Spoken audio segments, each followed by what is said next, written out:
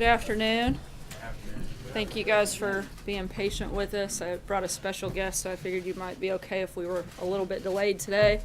As you all know, the President hosted a very productive cabinet meeting this morning and made some news by announcing that the United States has again designated North Korea a state sponsor of terrorism. As the President said, one of the primary goals of his recent Asia trip was to pursue the denuclearization of the Korean Peninsula. This designation will impose increased sanctions and penalties on North Korea that will continue our progress toward that goal. Additionally, it is a reminder that North Korea has repeatedly supported acts of international terrorism, including assassinations on foreign soil. The President's position is this: the North Korean regime must be lawful. It must end its unlawful nuclear and ballistic missile development and cease all support for international terrorism. This afternoon, we have Secretary of State Rex Tillerson with us to answer some of your questions on this topic. He's going to come up and make a couple of remarks and then take questions on that topic. And as always, I will be back after that to answer other news of the day. With that, Mr. Secretary. Thanks, Sarah. And as Sarah indicated, the President did make the designation earlier today, announced it in the cabinet meeting. And I think it's really just the latest step in a series of, as you can see, ongoing steps to increase the pressure. I call it the peaceful pressure campaign. The President calls it the maximum pressure campaign, so there's no confusion. They're one and the same. And I think this is, though, to hold North Korea accountable for a number of actions that they've taken over the last several months, the last year or so. Some of you will know that North Korea was designated as a state sponsor of terrorism back in 1988. So they have been designated before. That designation was lifted in 2008 as part of an effort to negotiate with North Korea an end to their nuclear program. That obviously failed because we can see where we are today.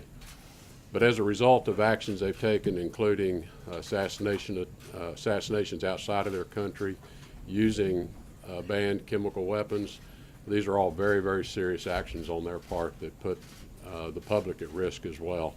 So that, along with a number of other actions that they've taken, resulted in their designation now again as a state sponsor of terrorism. I think, as Sarah indicated, the practical effect of it is we already have many of these actions in place through the current sanctions. It may, though, disrupt and dissuade some third parties from undertaking certain activities with North Korea, as it does impose prohibition on a number of other activities that might not be covered by existing sanctions. But I think importantly, this is just continuing to point out North Korea's illicit, unlawful behaviors internationally, and we felt it necessary to reimpose the designation for that reason. So with that, happy to take questions, and I'm going to let Sarah referee because I'm no good at refereeing. So good at it. Thank you. Thank you, sir. Margaret, yes. Is this move an intent to incentivize Kim Jong-un towards negotiations? I think it's been more than 60 days since we've seen some kind of test. Do you think that that timetable is in any way promising? And why wait until we were back in the U.S.? The President said that there was hope for diplomacy when we were in Asia, and this seems to be counter that. No, we still hope for diplomacy, and the timing of this is just one of us concluding the process. There is a very specific designation process that we have to go through at the State Department to be able to meet the criteria to make such a designation, and we wanted to ensure we had fully met all those requirements.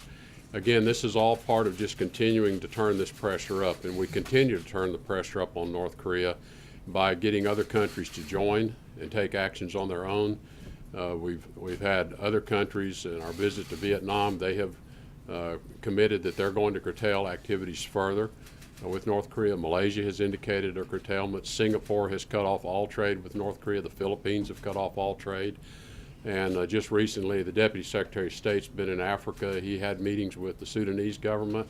The Sudanese government have traditionally been buying military weapons from North Korea. They now have agreed to halt all those purchases as well.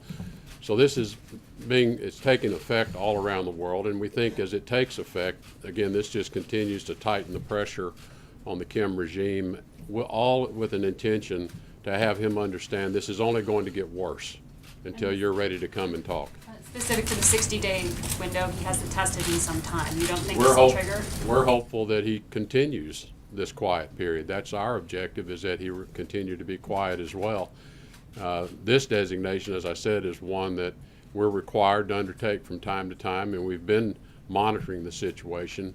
We wanted to be sure we had sufficient evidence before making the designation. So this is a process that started actually several months ago. Thank you, Secretary. You mentioned that you're attempting to increase regional pressure against the North Korean regime. Do you have any indication that that is working? And if you haven't seen those indications just yet, how long before do you go down this path before the administration has to begin changing strategies? Well, we get a lot of anecdotal information that it is working, and then we do have our own, intelligence sources as well. And then what the Chinese and others share with us, that I think the general belief is it is having a significant effect on North Korea. We know that there are current shortages of fuel based upon what we can gather from anecdotally, but also from certain intel sources. We know that that their revenues are down because a number of the revenue streams are being curtailed now. So I think it is having an effect. Is this the reason we haven't had a provocative act in 60 days? I don't want to suggest to you that I could say, but we're hopeful this period will continue. And again, I think the president in his address in Seoul, South Korea to the General Assembly, I thought he laid out the case very well to them, that he wanted them to come have talks because he wants to deliver a different future to the people of North Korea. Olivia? Thank you, Mr. Secretary. I have a couple for you. The first is, can you give us an example of a third-party transaction that is now covered, that was not covered by either existing American sanctions or the UN Security Council sanctions? Well, there could be certain dual-use equipment that may not have been covered under previous sanctions that this would prohibit now a third party selling that dual use. And so, and again, I don't want to suggest to you that the designation is suddenly going to put a whole new layer of sanctions on them, because again, I think we already have North Korea so heavily sanctioned in so many ways with the UN resolutions that have been undertaken. But this will close a few additional loopholes off. You and the president both referred to assassinations, plural. We obviously all know about the Kim Jong-nam assassination at the airport. Can you give us another example of another assassination on foreign soil? I don't have anything that I can share with you specifically. Secretary. Thanks. There seems to be more unilateral U.S. sanctions against North Korea on the way. The Treasury is going to announce them tomorrow. Have you given up on getting China to agree to an oil embargo? We've not given up, and let me say this with China, we continue to talk with them, first to ensure that they are fully committed to implementing all the UN sanctions, and they have assured us they are, which, as you'll recall, the last round of sanctions imposed a pretty severe restriction on the import of finished products, so fuels, petroleum, diesel, jet fuel, and whatnot. But we have suggested to them, look, you control that oil pipeline that feeds their refinery. You can do that unilaterally on your own if you want to increase that pressure. Whether they're doing that or not, we don't know, and it's very difficult for us to know whether they're taking actions to curtail oil supplies to them. Secretary, earlier today, President Trump said that the Treasury Department is going to be announcing additional sanctions tomorrow. He described it as a very large one, the highest level of sanctions. Can you give us any insight into what those additional sanctions may be? Well, I'd like to leave it to Treasury to announce those tomorrow. They're similar to sanctions we've taken in the past. We're just going out much more broadly now to more entities. But I'd like to leave it to their announcement tomorrow and not jump the gun on them. And do you all see today's announcement as more symbolic or as something that really does have a lot of teeth to it? Well, I think it is very symbolic on the one hand, because it just points out again what a rogue regime this is and how brutal this regime is and how little they care for the value of human life. So I think in that in of itself, I think makes a strong statement of just the nature of this regime. And as I've said, the practical effects may be limited, but hopefully we're closing off a few loopholes with this. Thank you, Mr. Secretary. Maura Eliason from NPR. If China does not agree to cut off oil shipments to North Korea, how can you possibly get enough pressure on them to come? Well, their fuel supplies are already quite constrained, and as I said, we have evidence that there are fuel shortages in North Korea. Obviously, the civilians are by and large the ones that can't get fuel, so we see long lines of vehicles at petrol stations. We see certain petrol stations that appear to be out of fuel because they're closed when normally they'd be open. So there are indications that fuel supplies are already quite tight. As you know, they only refined a small amount of their fuel needs internally. They only have one refinery that operates, and it operates at a low capacity. So they were heavily dependent on imports of finished fuel products, which have been constrained significantly with the UN sanctions. But is the Chinese action essential? In other words, do you need China to cut off those oil shipments too? I don't know that the cutting off of oil is the magic wand or the silver bullet that is going to bring them to the table. What I would say is that the North Koreans have demonstrated in the past they have an enormous capacity to withstand a lot. They'll make their people pay, but they have an enormous capacity to withstand a lot. So I don't want to suggest that we think that one action is all it would take to get them to the table. Margaret. Thank you. Margaret Talbot with Bloomberg NBC. Thanks for welcome in our briefing room anytime. I want to pick up on Olivier's question about the assassinations. How determinative was that in the specific evidence they used to make this determination? And I also want to ask you, I think you and Ambassador Haley both spent some time with the president, and that's unusual. I know she was in town today. Can you tell us a little bit about that meeting and any substance that came up there? Well, on the assassinations, the assassination in Malaysia was a significant event that caused us to really begin to look carefully at what else they might have been doing.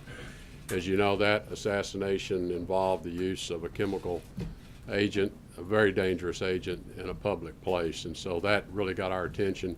One of the things that we wanted to ensure is that we had a sufficient certainty around their role in that particular assassination, so we've been working with Malaysian authorities as well and been in conversation with them. Wanted to let them have their own process obviously play out as well. With respect to Ambassador Haley and I, we were just both in the cabinet meeting today. Was the threats, I know without getting too much into it, that there had been a suggestion from the North Korean media about some violence directed toward the U.S. president. Was that a determinative factor at all in the decision to make a designation? No. Mr. Secretary, Peter Baker, New York Times. Thank you for coming. You talked about assassination on foreign soil using a chemical agent. Russia has been accused of assassination on foreign soil, including using polonium in London. Should they be considered for the same sort of designation? I think we have to consider every country that would take a substance like that and use it illegally. Is there a process like that going on right now with Russia? I don't want to comment on that.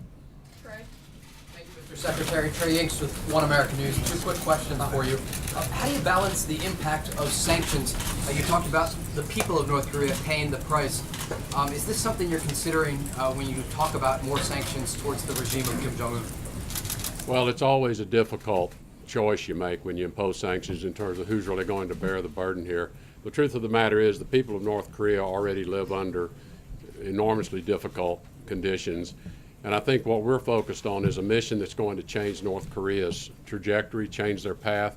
That's the best way we can help the North Korean people in the future, is to have Kim Jong-un reverse his nuclear weapons program, allow us and the rest of the world to then engage with them in economic activity that will ultimately provide a better life for his people. And my follow-up question, do you believe that the United States is running out of diplomatic options to respond to the nuclear threat of North Korea?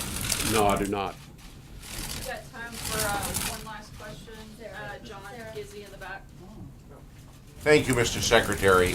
You talked about the limited intelligence on North Korea and on the regime. Is there any evidence of any dissent within Pyongyang at all, or possibly reaction against the current government by other members of the Kim family even, or other opponents to him? Well, I want to be a little careful about how I answer that. What I would comment on is you're well aware of a number of executions that have occurred within his inner circle and within many of the military people that are close to him. So I'll leave it to your own interpretation. Thank you.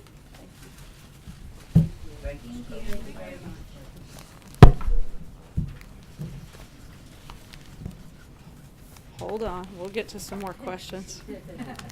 I know that there is obviously a lot of interest today. Thank you again to Secretary of State for coming in and answering questions. As many of you, to shift gears just a little bit on some happier notes, I'm sure a lot of you have started to notice that the Christmas season has officially arrived here at the White House. This afternoon, the First Lady and Barron Trump will receive a beautiful 19-foot Christmas tree, which will serve as the official Christmas tree on display in the Blue Room.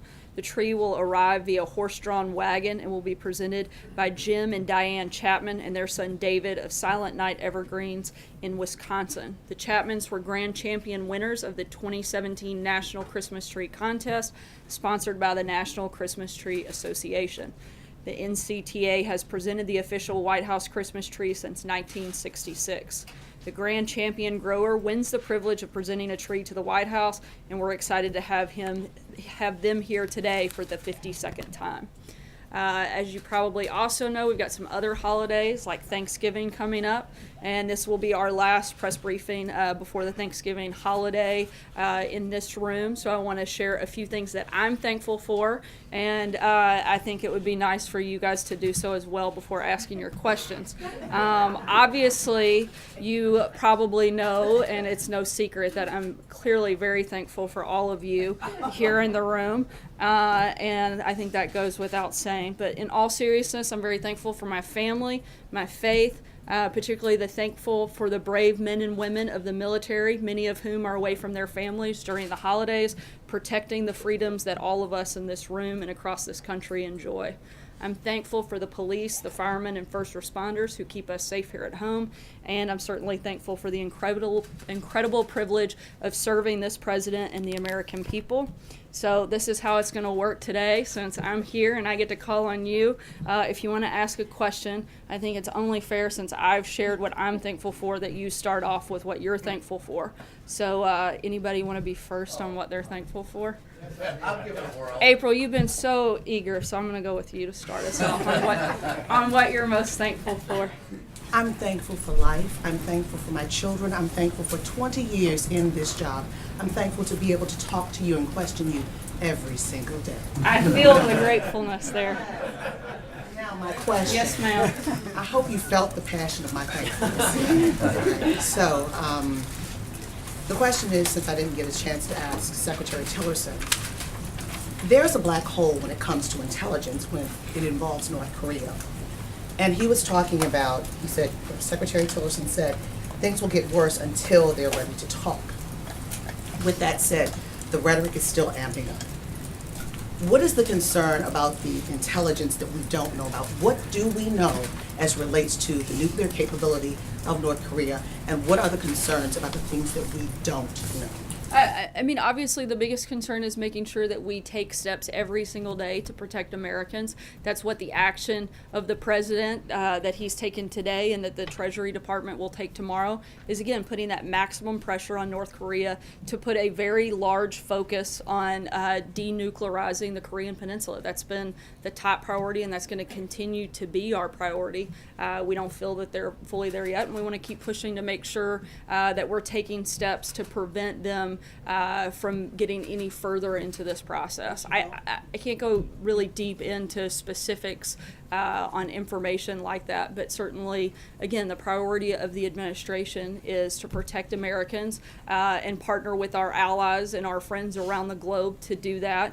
And I think that's what you're seeing in some of the actions that took place today and that you'll see again tomorrow. And lastly, on this Twitter, this back and forth Twitter with the president. Sorry, April, I'm going to keep moving. I understand, but this is a hot story. But does the president regret? And I'm sure that one of your colleagues will happily ask for. Does the president regret this tweet? I mean, he came back twice yesterday. April, I'm starting to regret calling on you first. But you were still thankful for all of us. I'm part of the group. I am, but I don't want that to go away. So I'm going to move on to one of your colleagues. Francesca, go ahead. Well, I'm very thankful for you calling on me regularly as well. But I will follow your lead and be thankful for our service members. My brother's a service member, and our police. My dad is a police officer, so I'm very thankful for their service. But I want to ask today about something that Kellyanne Conway said this morning on Fox and Friends about the Alabama Senate race. She brought up tax reform and tax cuts and said that the Democrat running in that race would not be a vote for tax cuts. And she did not directly endorse the Republican that's running, Roy Moore. However, it opened the door, I think, to a question that we haven't really discussed in here yet, which is whether the president would be supportive of a write-in campaign of someone like Luther Strange, who he supported in the primary, or Jeff Sessions, his attorney general. Both of those are going around. I think we have addressed this. I've addressed it quite a few times, but the president feels that it's up to the people of Alabama to make that determination who their next senator will be. I've answered a number of questions on this topic, and our position hasn't changed over the weekend. It's certainly still the same as it was when I answered those questions on Thursday and on Friday. Do you ask that you said whether the president would support a writing campaign? We said from we Jeff support Sessions? the people of Alabama making the decision on who their next senator should be. John Decker. Thanks a lot, Sarah. I'm thankful for my health, my family, my faith. I think I live in the best country on the face of the earth. Isn't this nice? I feel like And everybody happy. I'm thankful, of course, that you address us every day here in the briefing room. My question's also about the Senate race in Alabama. This is an unusual question because normally we wouldn't ask you a question about the Republican nominee running for statewide office and whether or not the president is supportive of the Republican nominee. But my question is just that. Would you be pleased if Roy Moore wins his Senate race in Alabama? Would the White House be pleased with that outcome? Look, obviously the president wants people, both in the House and the Senate, that support his agenda. But as I've said, and as the Hatch Act prohibits me from going any further, we certainly think that this is something that the people of Alabama should decide. And I'm not going to be able to weigh in anything further beyond those comments. Blake? Thank you, Sarah. I am thankful for my wife, who is pregnant with our soon-to-be second child. Congratulations, very exciting. Thankful for my family, my parents. Good luck. Number 2 only gets a lot harder. I know. Having a bee this week, I'm thankful that they sent me to the University of Michigan and not Ohio State. Go Blue. I'll get that out there. My question is on taxes as well. The president seemed to suggest today that Democratic help is all but gone for. Do you still think that you can get Democrats on board? We'd certainly still like to. Frankly, I don't know why Democrats wouldn't want to support tax cuts for the middle class. As we've said many times before, seems like something they should be running to cast their vote for, and we'd certainly welcome their support if they want to get on board and help that effort. Cecilia. Thanks, Sarah. I am thankful for the First Amendment. Oh, yes. We're thankful for that. Kellyanne Conway today I here. think we all are. What part of it, though? Kellyanne Conway, I want to ask the Kellyanne Conway a different question a different way, though, because she was here on the North Lawn and she said that she warned Alabama voters not to support Doug Jones, not to be fooled by Doug Jones. So is that the position of this White House, that voters are better off voting for someone accused of assaulting teenage girls than a Democrat? Look, as I've answered, I think even for the 3rd or 4th time just today, as well as 10 or 15 times on both Thursday and Friday of last week, the position of the White House hasn't changed. We feel like the people of Alabama should make the determination on who their next senator should be. But she made a clear suggestion over who they should vote for. And I'm giving you the answer to the position of the White House. Jim? Sarah, first of all, I'm grateful for my daughter and my family, and the fact that I went to the Ohio State University as opposed to Michigan. We'll let that slide. But my question is, does the president really regret intervening in the case of the UCLA basketball players? And what message does that send to other U.S. citizens who may be held captive by a foreign government? Look, the president was certainly very glad and thankful to see the release of the 3 UCLA athletes by the Chinese government. And frankly, it's really fortunate that the president has built a strong enough relationship with President Xi of China that he was able to help secure the release of the American citizens. Whenever the president is able to use his office and those relationships to help American citizens held overseas, he's certainly going to do that. And again, certainly the president was happy to intervene. And I think he's made that clear by taking that action upon himself to do that without being asked, and certainly something that he's done several times in these brief, short 10 months that he's been in office, where he's secured the release of several American citizens and brought them home. Steve? Yeah, Sarah, I'm thankful for surviving our 12 days in Asia in one piece. I'm happy to be back here. The president has not made a weekly radio broadcast for more than a month now. Have they been scrapped by this administration, and if so, why? No, we're always looking for different ways. We received quite a few comments and a lot of feedback that the weekly address wasn't being used to its full potential. So we're looking at different ways that we can revamp that and make it where it's more beneficial and actually gets more information out. We'll keep you guys posted as those details happen. I know there certainly will be a Thanksgiving message. I'm not sure on the specifics in the date, but I'd be happy to follow up with you on that front. Jenna? Sarah, I have a really quick Roy Moore question, and then I want to ask you about welfare reform. Has the president talked to Roy Moore since November 9th, which is the day that these accusations first came out? Not that I'm aware of. I'm not aware of any conversations. Yeah, and then today the president said that welfare reform is desperately needed. It needs to be reformed. What exactly is he talking about? Is he talking about food stamps? Is he talking about Medicaid? What is he talking about in that comment? I think there's no secret. The president has spoke about this during the campaign and something that he's mentioned briefly since taking office. And when we have specifics on what that will look like, we'll certainly announce them and roll them out. I don't anticipate that happening over the next couple of weeks. We're very focused on tax reform and making sure we get that done by the end of the year. But this is something that the president has a great deal of interest in, and I think you can count on probably the first part of next year seeing more specifics and details come out on that. Zeke? Thanks, Sarah, for the question. You mentioned on Friday the president released an expanded list of potential selectees for the Supreme Court should a vacancy open up. Number one, if you elaborate. You did break the rule of not offering anything. Thank you for the question. Could you explain to me a little bit why the president felt it was necessary to add to the list that he put out during the campaign?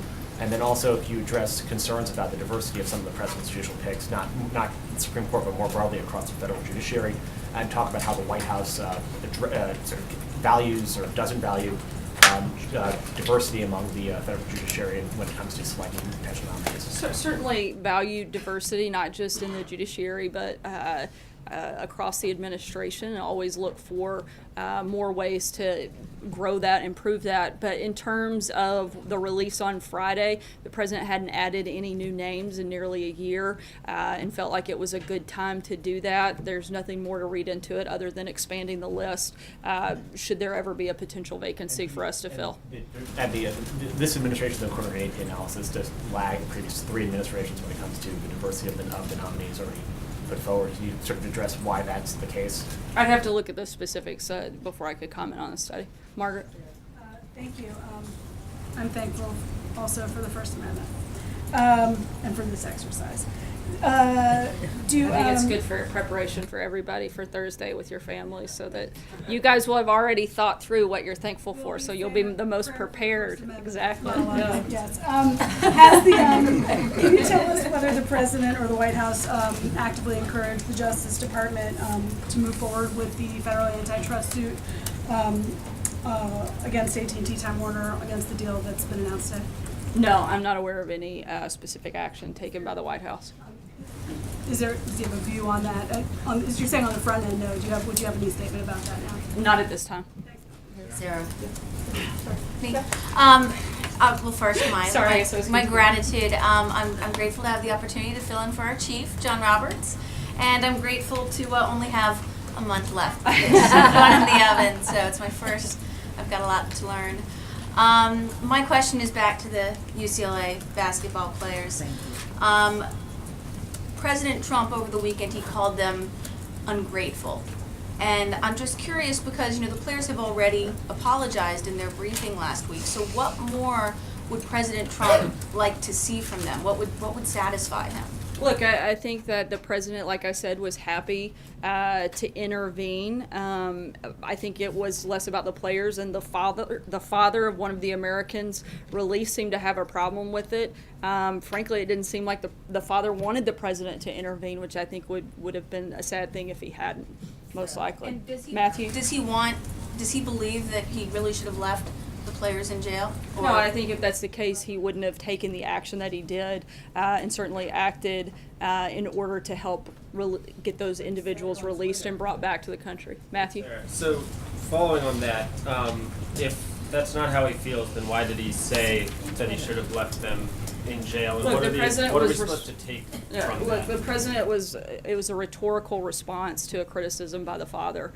Again, I think the president was happy to see the release of these individuals and have them back in the United States. We'll take one last question. John Gizzi. Thank you, Sarah. I'm thankful for the position I have and the colleagues who are my friends. I'm thankful for my father, 96 years old and going strong, and to my wife, my heroine, thankful to her for saying yes on the fourth request. My question is about Zimbabwe. Great segue, brother. That's the best pivot I've ever seen. Yeah. Will the administration recognize the new regime that apparently is being led by General Chiwenga in Zimbabwe, and will there be any interaction with the new government in Harare, specifically about their cutting back on the influence of China and North Korea in their country? I don't have any announcements on our relationship with Zimbabwe at this time, but certainly we'll make sure and keep you guys posted. Again, want to wish everybody a happy Thanksgiving, and thank you for participating in this very fun exercise. We'll be around today and tomorrow. Thanks, guys.